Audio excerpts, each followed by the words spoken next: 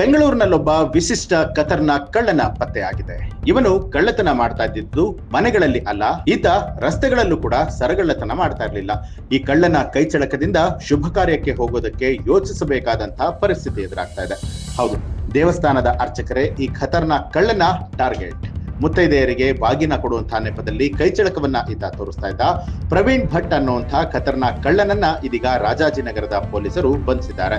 ಮೊದಲು ಏರಿಯಾದ ಪ್ರಸಿದ್ಧ ದೇವಸ್ಥಾನಗಳಿಗೆ ಆಗಾಗ ಹೋಗೋದಕ್ಕೆ ಶುರು ಮಾಡ್ತಾನೆ. ತಾನು ಶ್ರೀಮಂತ, ದೊಡ್ಡ ಬಿಸ್ನೆಸ್ ಮ್ಯಾನ್ ಅಂತ ಹೇಳಿ ಬಿಂಬಿಸಿಕೊಳ್ತಾನೆ. ಅರ್ಚಕರನ್ನ ಪರಿಚಯ ಮಾಡಿಕೊಂಡು ಆಗಾಗ ಪೂಜೆಗಳನ್ನ ಮಾಡಿಸ್ತಾನೆ. ನಂತರ ದೇವಸ್ಥಾನಕ್ಕೆ ಸಾವಿರಾರು ರೂಪಾಯಿ ದೇಣಿಗೆ, ಕಾಣಿಕೆಗಳನ್ನ ಕೊಡ್ತಾ ಹೋಗ್ತಾನೆ. ಈ ಮೂಲಕ ಅಲ್ಲಿರುವಂತಹ ಅರ್ಚಕರಿಗೆ ಹತ್ರ ಆಗೋದಕ್ಕೆ ಪ್ಲಾನ್ ಮಾಡ್ತಾನೆ. ಜೊತೆಗೆ ವಂಚನೆ ಮಾಡೋದಕ್ಕೂ ಕೂಡ ಪ್ಲಾನಿಂಗ್ ಅನ್ನ ಹಾಕ್ತಾ ಹೋಗ್ತಾನೆ. ನಮ್ಮ ಹೊಸ ಅಂಗಡಿಯನ್ನ ಓಪನ್ ಮಾಡ್ತಿದ್ದೇವೆ, ಪೂಜೆ ಮಾಡಿಸ್ಬೇಕು ಅಂತ ಈತ ಮೊದಲಿಗೆ ಹೇಳಿದ್ದ. ಅಂಗಡಿ ಓಪನ್ಗೆ ಅರ್ಚಕರನ್ನ ಕರಿತಾನೆ ಅನ್ಕೊಂಡ್ರೆ ಇವನ ಪ್ಲಾನ್ ಬೇರೆನೇ ಇತ್ತು. ಪೂಜೆಗೆ ಮುತ್ತೈದೆಯರು ಬೇಕು ಅಂತ ಹೇಳಿ ನಿಮ್ಮ ಪತ್ನಿ ಮನೆಯವರನ್ನ ಕಳಿಸಿ ಅಂತ ಕೇಳ್ತಾನೆ. ಅರ್ಚಕರ ಮನೆ ಮಹಿಳೆಯರು ಒಡವೆಗಳನ್ನ ಧರಿಸ್ತಾರೆ ಅನ್ನುವಂಥದ್ದು ಈತನ ಪ್ಲಾನ್ ಬಹಳನೇ ಚೆನ್ನಾಗಿತ್ತು. ಹೀಗೆ ರಾಜಾಜಿನಗರ ಭಾಗದ ಪ್ರಸಿದ್ಧ ಮಠದ ಅರ್ಚಕರಿಗೆ ಈತ ಹೇಳಿದ್ದ. ಇದರಂತೆ ತಮ್ಮ ಪತ್ನಿಯನ್ನ ಕಳಿಸಿಕೊಡೋದಾಗಿ ಅರ್ಚಕರು ಕೂಡ ಹೇಳಿದ್ರು. ಪೂಜೆಗೆ ರೆಡಿ ಆಗಿದ್ದಂತ ಅರ್ಚಕರ ಪತ್ನಿಯನ್ನ ಆಟೋದಲ್ಲಿ ಆತ ಕರೆದೊಯ್ತಾನೆ.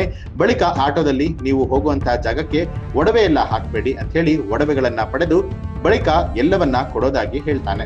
ಆಟೋದಿಂದ ಇಳಿದು ಬಳಿಕ ಮಾರ್ಕೆಟ್ನಲ್ಲಿ ಬೀದಿಗಳಲ್ಲಿ ಆತ ಸುತ್ತಾಡಿಸಿದ್ದ. ಈ ನಡುವೆ ಅರ್ಧದಲ್ಲೇ ಆಕೆಯನ್ನ ಬಿಟ್ಟು ಪರಾರಿಯಾಗಿದ್ದ ಈ ಆರೋಪಿ ಪ್ರವೀಣ್ ಭಟ್.